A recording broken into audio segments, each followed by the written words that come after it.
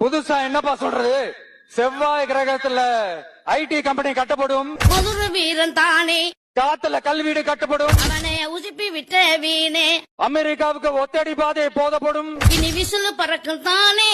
வீட்டுக்குள்ளே ஏரோப்ளேன் ஓட்டப்படும். என் பேராண்டி மதுர வீரன் தானே. இந்த மாதிரி அடிச்சு விடுவோமா?